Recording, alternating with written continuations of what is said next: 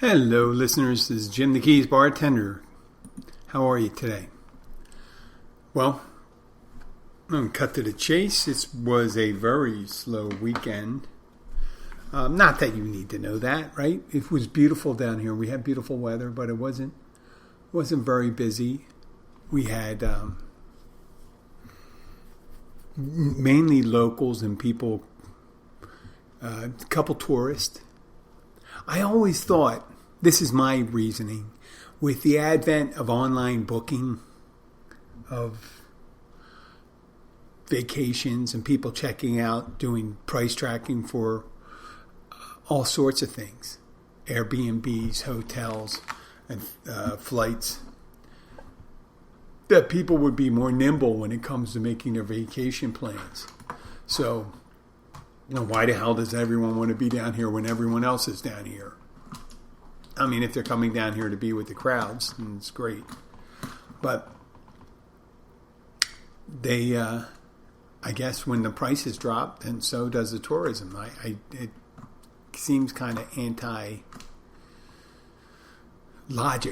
It's like illogical, right? I mean, it could have something to do with the gas prices going up a couple pennies. I did do a post because people have, it's funny how when there's a worldwide phenomenon going on, which is the price of fuel going up, and it is going up around the world. All you have to do is a little research and see the price of fuel and how it changed. You could see that we're still one of the more inexpensive places to get fuel for your vehicle. So, and you could tell by that just by looking at the vehicles we drive. Down here in the Keys, a lot of big trucks, not a lot of little cars. See the smaller cars in bigger cities, I imagine. But yeah, huge trucks. Well, I mean, you got to tow boats and things like that. And God, how much fuel does a boat need? I've seen people fueling up their pleasure craft and seen them taking up a couple $100. I'm not crying about those people. I'm sorry if you have a boat and all that stuff, but it's a very inefficient way to travel on the water using a motor. A sailboat is, I guess it's a little slower. But you want to go fast on the water, you're going to have to spend a little money. You're going to spend a little ducats on that. So yes, we didn't have the volume of people this weekend. And, it's a bummer when, most of your income depends on volume.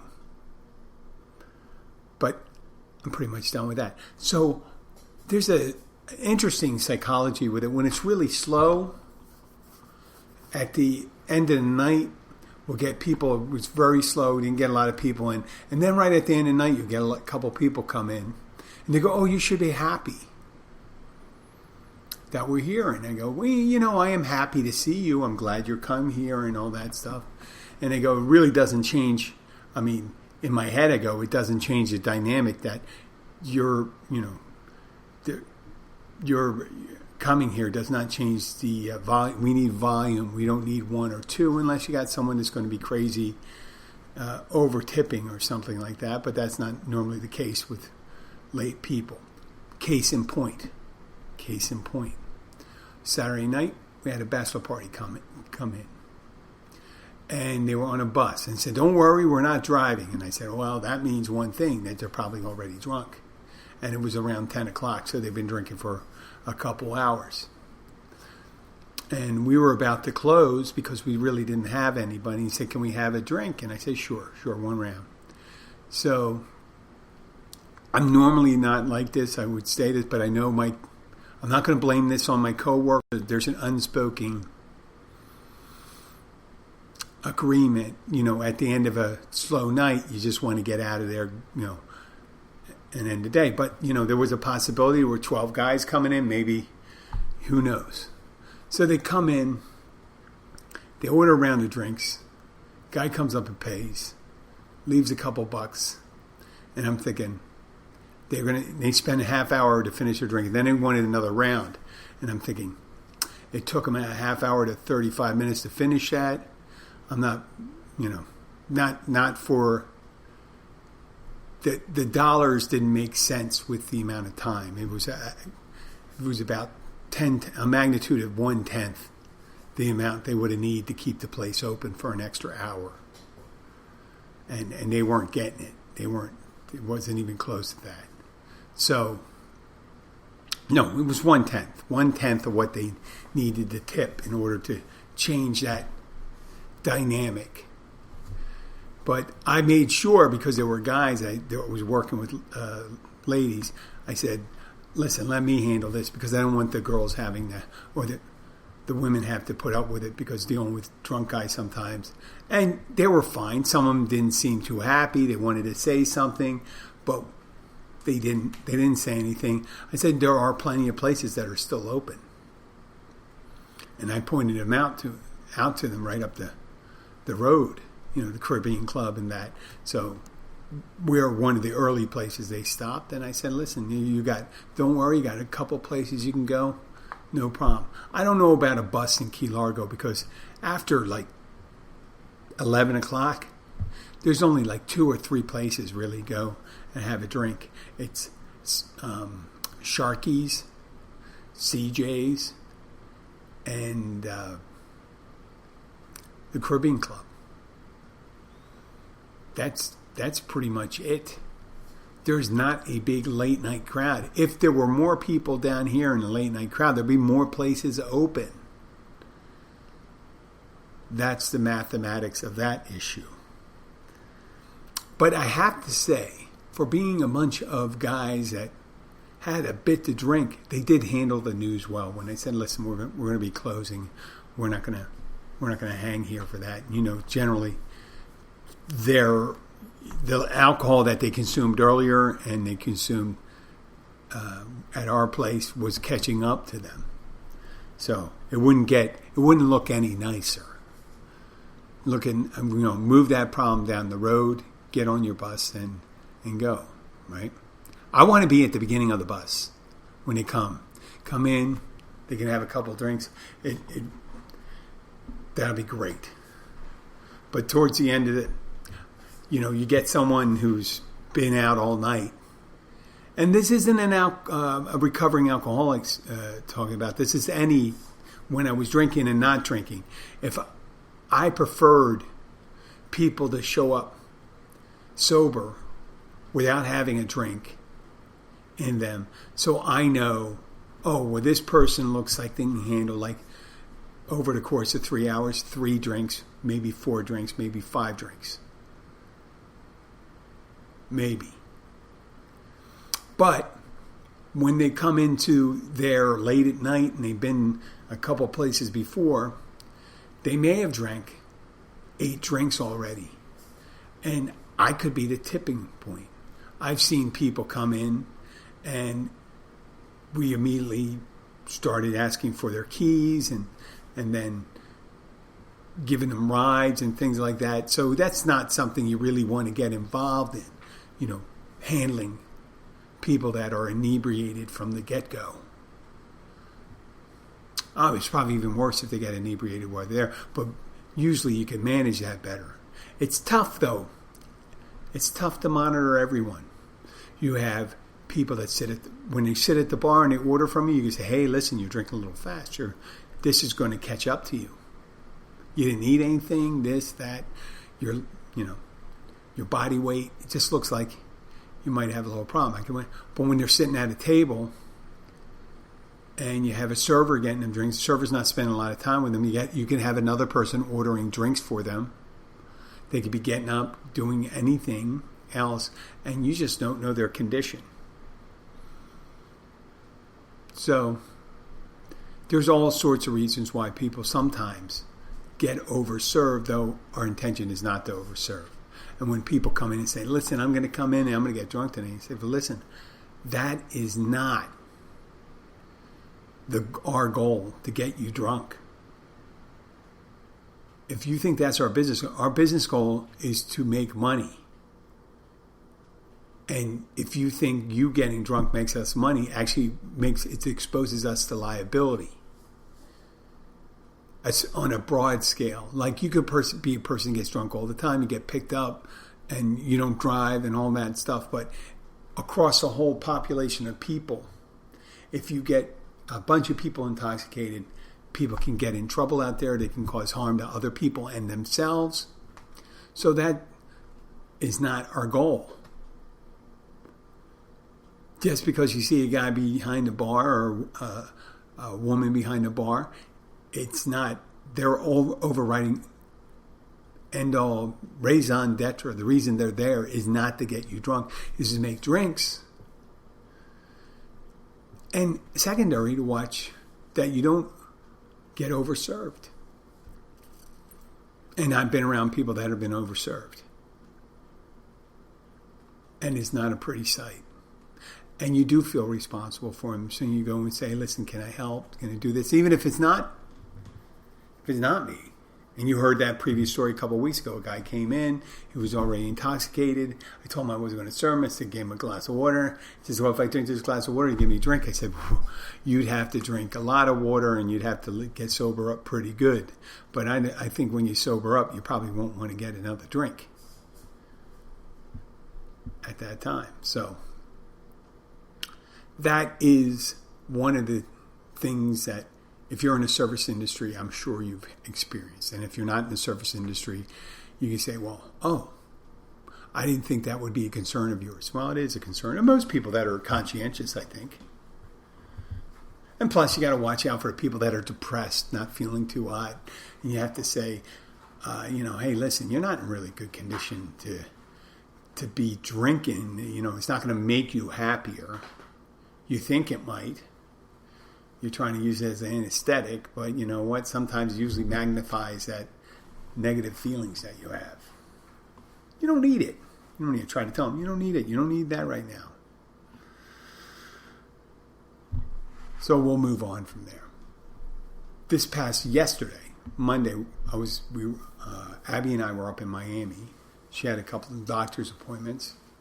I had taught my class at another hospital.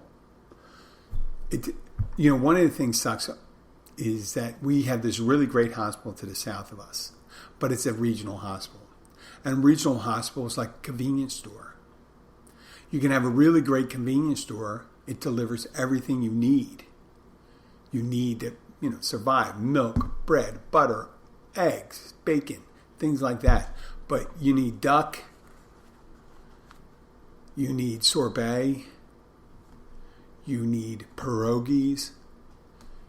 Some convenience stores may have them, but most likely they don't not. So if you need something more special, you have to go someplace else, and it goes the same way for hospitals. So I work at a gym at a great regional hospital, or not regional hospital, I call it a community hospital. They're smaller, serves the community. It's great. Listen, if you're dying or something like that, you need anything you can get. And they're pretty good. But if you need any specialists and stuff like that, a lot of times you got to go about 50 miles north. And if you have to do a lot of traveling up there, you just think about traffic and you say, well, when do I go? Do I want to go real early? You actually want to leave either super early in the morning and get up there, like leave it, if you're going to get up there, you leave at 6 or 10 to 6 and get up there. And, if you can get a 7 o'clock appointment, if they're open at 7, that's ideal. So you can hang out 7 o'clock, 9 o'clock, the morning rush hour is over, you head back. Or in between 9 o'clock and 2 o'clock. Because right around 3 o'clock, that's when it starts. And you're going to spend 2 hours in traffic. Not that that's the worst thing in the world, but who really wants to do that? Do you really enjoy sitting in traffic? You're always constantly vigilant. And when you're driving in Miami, I don't really notice the type of... I hadn't noticed when I drove in previous metropolitan areas. Miami has a particular type of aggressive driver. A particular type of aggressive driver. It could be similar to Los Angeles. Maybe like Italy. Or something similar, but I'm just saying that it's just really aggressive drivers who, when there's enough room, you'll have people doing some crazy maneuvers, popping in some open spaces, like trying to get one car length and, doing these crazy chess moves on the highway don't really get you much further. I see people, if you're in a traffic jam, I see people making aggressive moves, doing a high percentage move that could cause an accident multiple times in order to get a quarter mile up the road. Doesn't really add to your quality of life, and it causes mayhem on the road. Well, it's May. If you have ham, I guess it would be mayhem, but it's mayhem. And the same thing on the side roads and things like that. So when we were done yesterday at the hospital, I had eaten right before we left. In the morning, I thought we would be done around 3 o'clock or 4 o'clock. We ended up being done around 4:30, 4:45. So we were in the thick of it. So I'm thinking, ooh, I'm hungry. We're not going to get home. And if we left at that time, we wouldn't get home till 6:30, 7 o'clock, and I'm already hungry. Ugh, what to do? And the wife and I were saying, well, we're in Miami. We're in Miami. There should be plenty of places to eat. Plenty. Lots of choices. It's a big metropolitan area. We started looking. We asked Surrey for, can you give us a hand to find some, we were thinking a Chinese restaurant, and then it gave us one that's the opposite direction, 3 miles behind. Well, how about, you're trying to ask Surrey, heading east on this particular road, are there any restaurants in the next 3 miles? Could you list all the restaurants in the next 3 miles? And I'll just pick one. Oh, would that serve you? It had 4.5 stars. And you look at it, it's definitely not a 4.5 star restaurant. So we're driving down the road trying to make left, rights, looking for a restaurant. And then we come up to a really particularly nice, it's Dayland Mall. It's in the center of Miami. It's pretty nice, upscale. I mean, it's a mall with valet parking. A big valet parking lot and things like that. So they have a couple nice restaurants. One of them is a Cheesecake Factory, which isn't considered, I'm not saying it's a great restaurant, but it'll do. But there was another one, there was a Peruvian restaurant, which we ended up eating at, and there was another one called North Italia. And, North, and instead of the north is the English word for a direction, using the Italia, the Italian word for Italy. So why wouldn't it just go say North Italy? Why would they use two different? Well, but whatever. And I was thinking in my head, wow, they got great pasta there. They got that. It tastes like homemade pasta. It's one of the ones they just made it. But I'm thinking, I don't want to drive an hour and 15 minutes after eating a big pasta dinner. So we go to the Peruvian restaurant. We start heading towards a Peruvian restaurant, and I switch a lane. Someone's 50 feet behind me, and they slam on the horn immediately. Slam on the horn because I got in front of him, and I took away 12 feet of the space that he would have occupied. It happened twice when I switched lanes. I didn't quite get that. Someone pulling over when you're barreling up to a light. And that's the way it is in downtown Miami. But I'm projecting, I'm saying, oh, wow, these people are assholes. They're driving like assholes. And I'm hungry, and I'm acting like an asshole. I'm yelling at Surrey. I'm looking at she's giving me this kind of takeout Chinese restaurant where I don't want to get intestinal distress.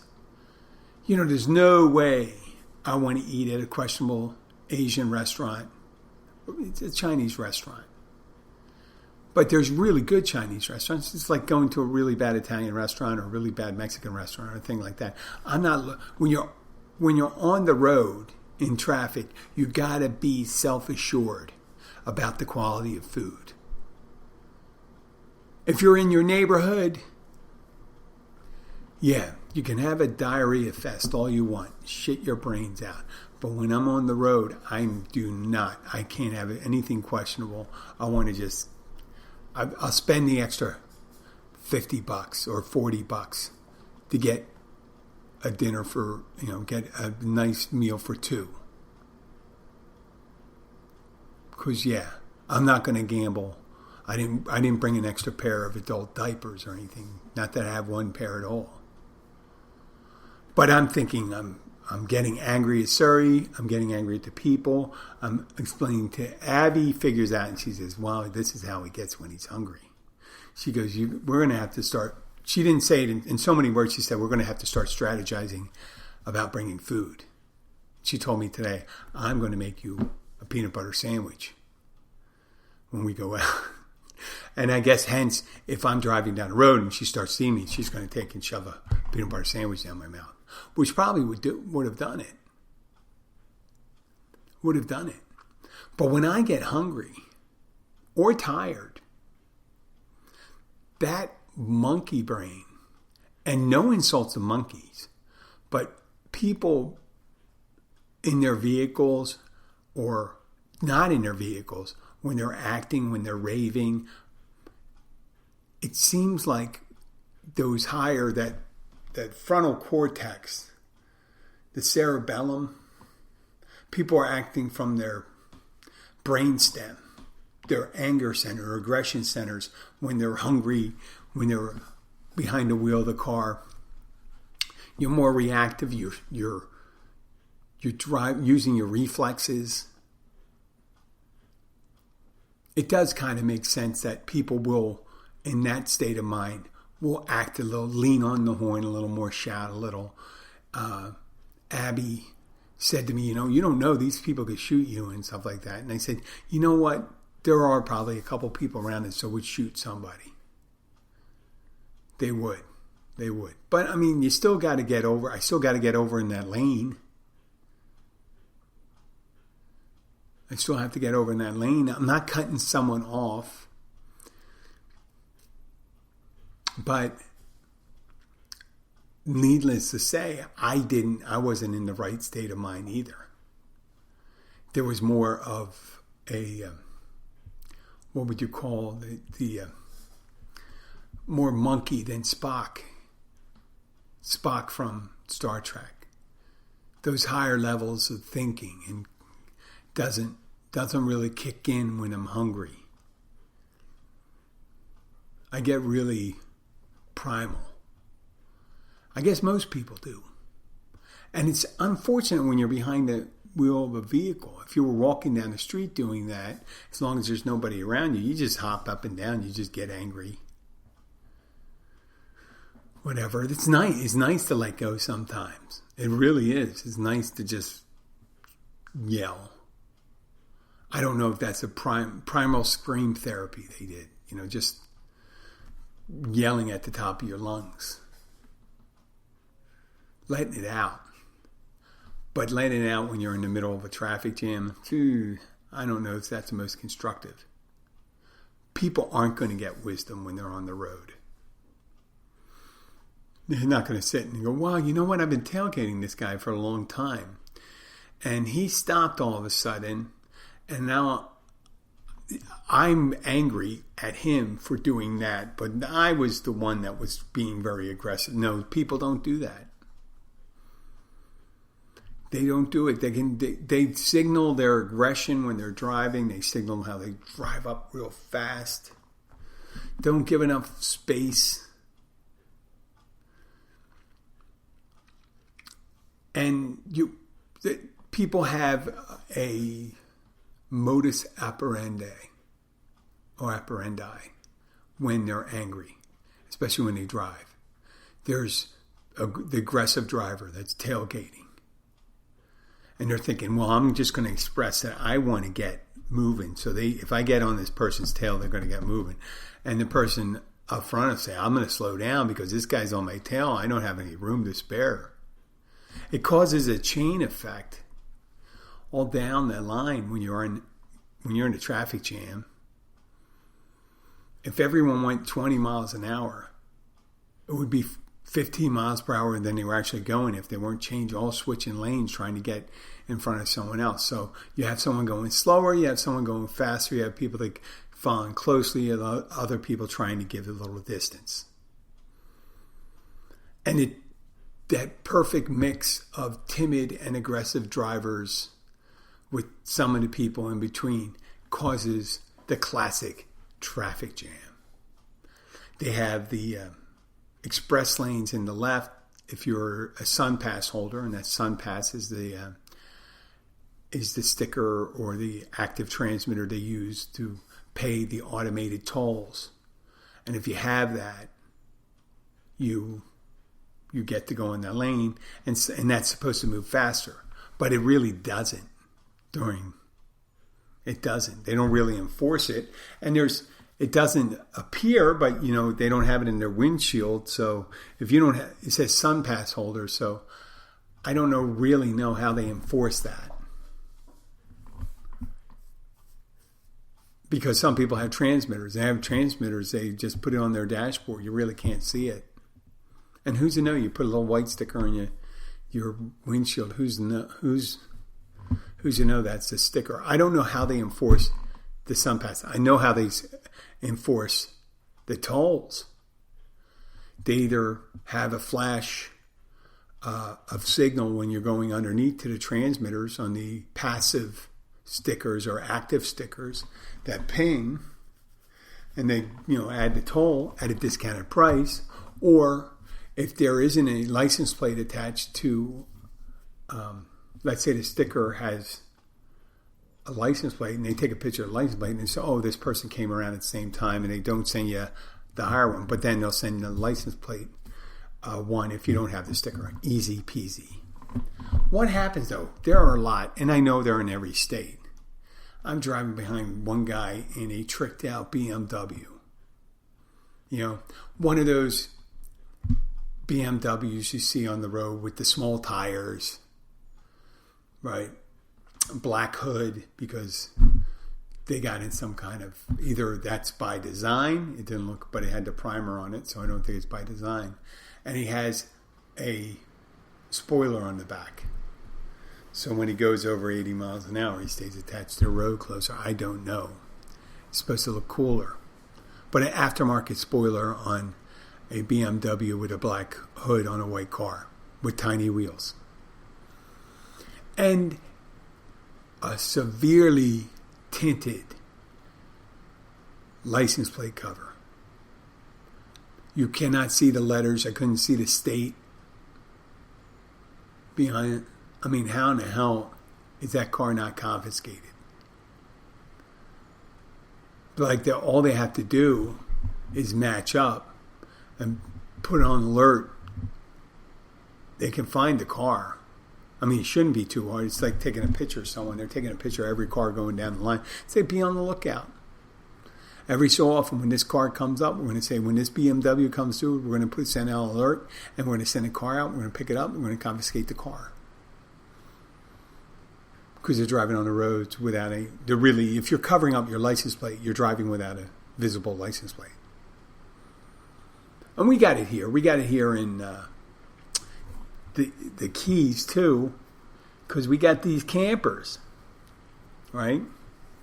And some of these campers have obscured license plates because their license plates are mounted so if they have, let's say, a scooter or a set of bikes in the back, that it blocks the license plate. So how in the hell do they, when you have that scooter that has the plastic tarp over it, how in the hell are they paying anything for it? And I get, the monkey brain goes, well, fuck them. Fuck them. And I say, well, that's not my job. Not to actually fuck them. Who to be the avenging angel. Say, hey, listen, if I took a picture, if I got the wife to take a picture while I'm driving and forward it to someone and say, we are right here, right now. If you send a vehicle out, you'll be able to get this guy, blah, blah, blah, blah, blah. First of all, they wouldn't do it. Second of all, I would have just done it. It would have been more for me than for anybody else.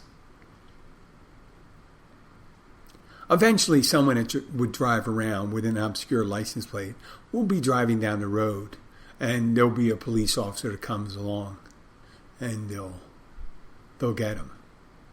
Unless it's one of those license plates that they can unobscure, and I'm sure they have them. It's not that hard a technology to have to do a deeper tint with some form of electrical signal.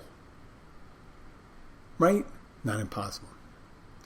Okay, well, I'm going to finish up here. I'd like to thank you for sharing your time with me. I'm considering moving to a different platform. I've liked using Spreaker, and I said that the carrier service or my podcast service I've been using for the longest time. You may be listening to this podcast on any number of platforms. It could be iTunes, it could be Amazon, it could be Spotify, it could be iHeartRadio, it could be Google, it could be Giovanna, I think it is, the Indian one. I know I have listeners in India. Hello, listeners in India and Taiwan and Germany, the U.S., Florida, Key Largo, Miami, New York, New Jersey, Philadelphia. I'm thinking about moving to another service, but you will still get the same feed for everyone else. But for the people that just listen exclusively, if you downloaded the Spreaker app, I may be changing in the next week or so. I may be changing. I'm on a plan. It's either do the switch or not. I'll still have the show out there. If you ever get disconnected, don't worry. What I'll do is, you can just go to Keys Bartender site. I'll have the RSS feed there. Or you can get it, obviously, on, if I don't screw it up too much, I'll have the new podcasting app forwarding everything to to whatever service you listen on. And I think I'm not getting all my statistics. Is it possible? I only got like 4,000, 5,000 listeners a month after 5 years? Yeah, it is possible. I have kind of a dithering habit about me when I talk. Sometimes I forget about things and shit like that. I understand. I do appreciate you listening, though. And I intend to do it. I intend to keep on doing it because I don't know, it helps me. I hope it helps some of you. And, and you know what? I talked all about that thing, how I acted when I was driving and stuff like that. What I did today is what I do to treat that. I went to one of my 12-step meetings. I talked about how I'm not giving up anybody's anonymity. I talked about not being too hard on myself. When I say not being too hard on myself, I say sometimes if you're someone with a conscience, if you work with a conscience, then you have a tendency to beat yourself up over things that happen. About losing your cool, about not being as loving and caring to the people around you. Not being as empathetic to other people's concerns or wants or needs. You're only human. It happens sometimes. And you just got to let it go sometimes. You got to try, let it go and hope to do better next time. Or strive to do better next time. Acknowledging that there's an issue is part of the problem. Is solving part of the problem. Just the acknowledgement. And then taking steps. And my taking steps was going to a meeting, then going to the gym, working out, not doing the normal things I do, taking care of some housework around the hacienda here at the Shea Haran. And that makes me feel better. And I have gone easier on myself. There's a fine balancing act. You don't want to go and say you want to be a cheerleader to yourself, but you got to be careful what you're cheering on. You don't want to cheer on that. You don't want to cheer on your asshole. Though every so often the asshole is needed. Ugh, I hate to say that, but when I say that, I mean sometimes when you have to, if you have to defend your home, your house, your family. Your home, your house, same thing. Your family, friends, your body. Sometimes you have to do things that aren't necessarily what nice people do. But there are necessities to doing it. Just like, if there's an unprovoked attack or something like that. You have to do things that a kind person doesn't do or thoughtful person doesn't do. But fortunately, for most of us, that's not a daily occurrence. It's a rare occurrence.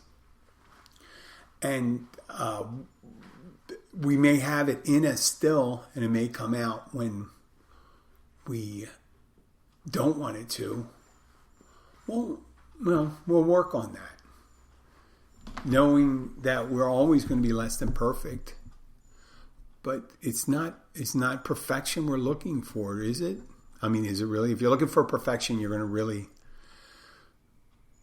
you're going to be disappointed.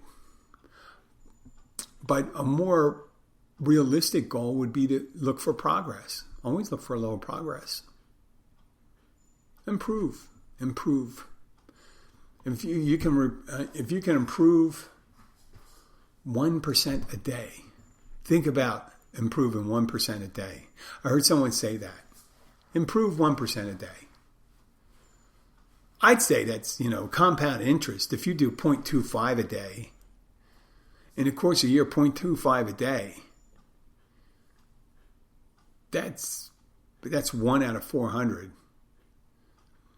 That you'd be in over a year,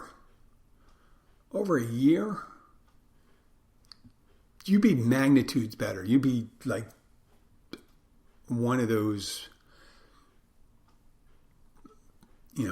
one of the icons you've heard of. You'd be like a Gandhi, Brady, Tom Brady, Martin Luther King, Sister Teresa, amalgam. Just like a little improvement every day. And that could be improvement through awareness or physical improvement or perspective or spiritual improvement, whatever it takes. Dietary improvements. I'm going to drinking a cup more water a day until you get up to whatever your goal was, 8 cups a day. That's something. So whenever you have an improvement, you can always say I'm trying to, and it's progress, not perfection. And it's not on all things. Sometimes you're not going to, the scales tip a little heavier when you're trying to lose weight. A little lighter when you're trying to gain weight. Not that there's a lot of people trying to gain weight. It's more like a teenage boy trying to do that. Well, listen, I am rambling on now. I realize that. I do. I guess that's progress for me. And I'm going to sign off right now. Thank you for listening. Have a great day. And I will be back.